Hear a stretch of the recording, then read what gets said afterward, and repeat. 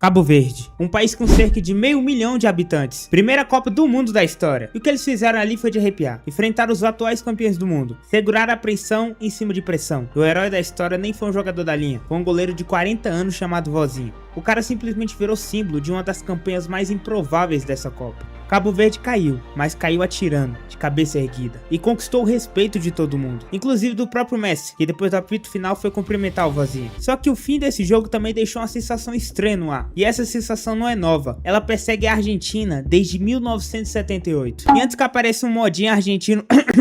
Perdão. Antes que apareça um argentino bravo nos comentários, calma. A Argentina tem história. Maradona foi um absurdo, o Messi é um gênio e a camisa realmente pesa. Os caras sabem jogar a Copa do Mundo. O ponto desse vídeo não é nem dizer que tudo foi comprado, é entender por que toda vez que a Argentina ganha ou escapa de uma eliminação, alguém olha e fala: véi, tem alguma coisa de errada nisso. Certeza que a Argentina comprou alguma coisa. Certeza que a Argentina comprou essa Copa. Vamos direto pro caso mais recente. Argentina 3, Cabo Verde 2. No mata-mata da Copa de 2026. E antes de falar da polêmica, tem que reconhecer uma coisa. Cabo Verde fez um jogo histórico. Era a primeira Copa do país. Do outro lado estavam os atuais campeões do mundo. Messi, Dibu Martínez, Scaloni, uma seleção acostumada a jogar decisão. E mesmo assim, Cabo Verde não entrou como figurante. A Argentina abriu o placar com Messi, mas Cabo Verde não morreu no jogo. Voltou melhor, empatou com Daryl Duarte. E aí começa a história do Vozinha, um goleiro de 40 anos, contra Messi em um jogo de mata-mata de Copa do Mundo. E o cara simplesmente começa a fechar o gol. Messi tentou de falta,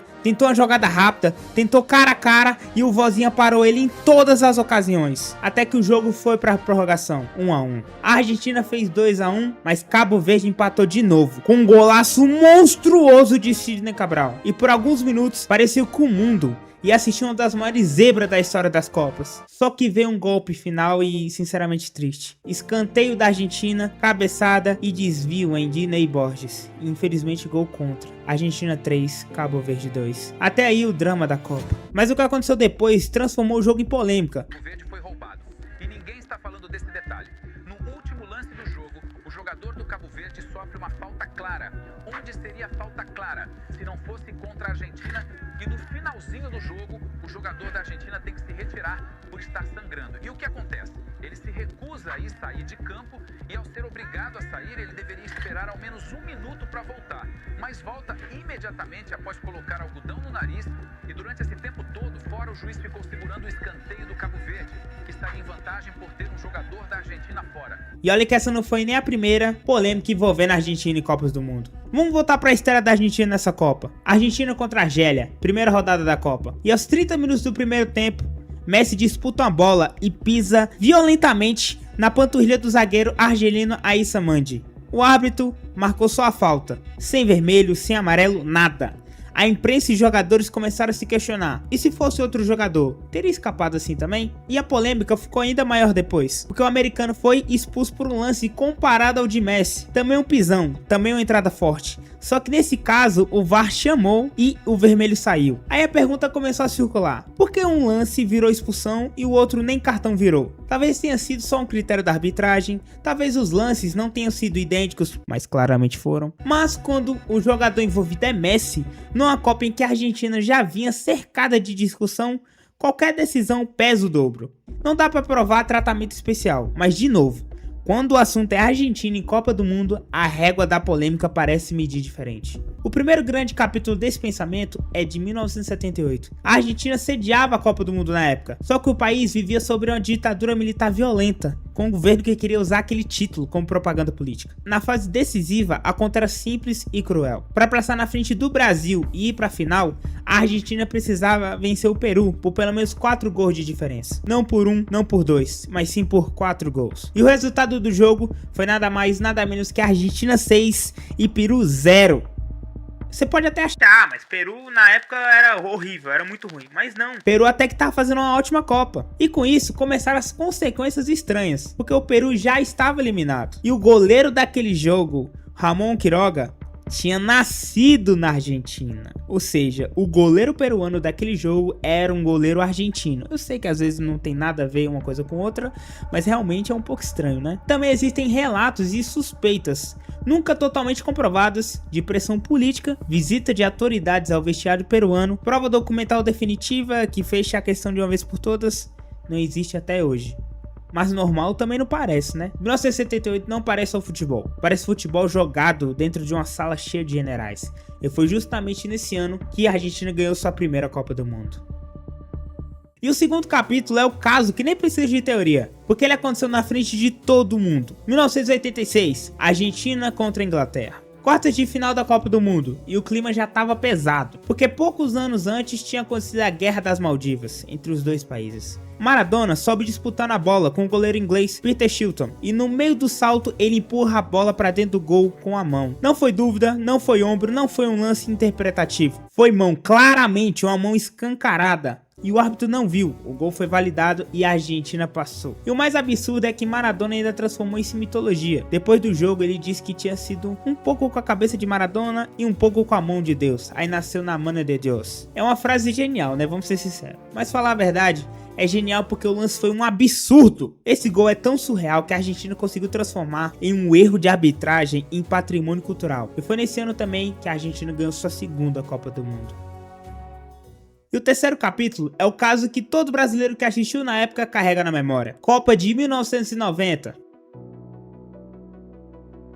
Brasil e Argentina se enfrentavam nas oitavas de final. E naquele jogo, o Brasil jogava mais, criava mais chances, batia na trave. A gente realmente pressionava, parecia mais perto do gol. Mas mesmo assim, perdeu por 1-0, com gol de Canija, depois da jogada do próprio Maradona. Só que o resultado não foi nem a parte mais lembrada desse jogo. O que ficou para a história foi a tal da água batizada.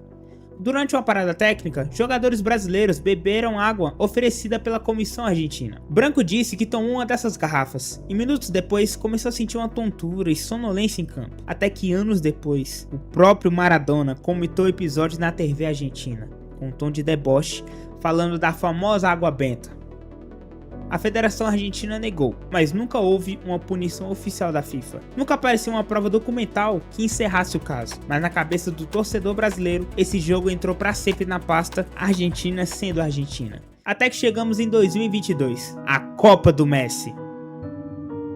E aqui a gente precisa ser justo. A Argentina jogou muita, mas muita bola. Messi decidiu, Di Maria apareceu em jogo grande, Dibu virou um monstro nos pênaltis e também ganhou muitos haters. A equipe teve casca, personalidade e soube sofrer, porque afinal eles começaram a Copa perdendo, né? Mas também teve uma sensação que incomodou muita gente. Parecia que toda vez que o jogo apertava, aparecia uma decisão enorme a favor da Argentina. Pênalti em jogo importante, lance discutido, arbitragem deixando o clima ferver, adversário reclamando e no fim tudo caminhando para o roteiro perfeito. Messi campeão do mundo. Para vocês terem uma ideia, a Argentina teve 5 pênaltis a favor nessa Copa. Um número que virou parte do debate sobre a campanha. Alguns foram bem marcados, outros dividiam opinião. Mas o ponto aqui não é dizer que 2022 foi comprado. Não dá pra dizer isso. Mas dá pra dizer que foi perfeito demais. Como se houvesse uma manipulação, sabe, por detrás dos panos. Perfeito demais pra narrativa. Perfeito demais pra uma seleção que já carregava um histórico cheio de asteriscos. E 2022 entrou em mais um caso desse capítulo.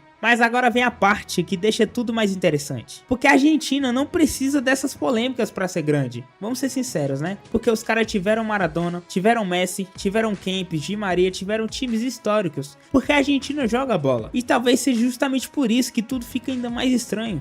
Porque não é uma seleção pequena tentando inventar grandeza. É uma seleção gigante com 3 campeonatos mundiais. Que mesmo sendo gigante, quase sempre aparece cercada de polêmica quando ganha. Em 1978 tem a ditadura e o 6-0 suspeito. Em 1986 tem um gol de mão. Em 1990 tem a água batizada. Em 2022 tem pênaltis e roteiro perfeito demais. Em 2026 já tem Messi escapando de um cartão vermelho claríssimo e Cabo Verde de vozinha saindo com aquela sensação amarga. Então talvez a pergunta não seja: a Argentina roubou em todas as Copas? A pergunta é outra, porque toda vez que a Argentina ganha ou escapa de uma eliminação, a gente fica com aquele pé atrás. No fim das contas, a Argentina é as duas coisas. É gigante e é suspeita. Suspeita demais. Agora me diz, 1978, 1976, 1990 ou 2022? Argélia ou Cabo Verde? Qual, na sua opinião, foi o episódio mais suspeito da Argentina em Copas do Mundo? E antes de sair, não esquece de seguir o Cereja aqui e comentar também o que você achou da atuação incrível do Vozinha. E manda um salve pra ele também porque esse cara merece.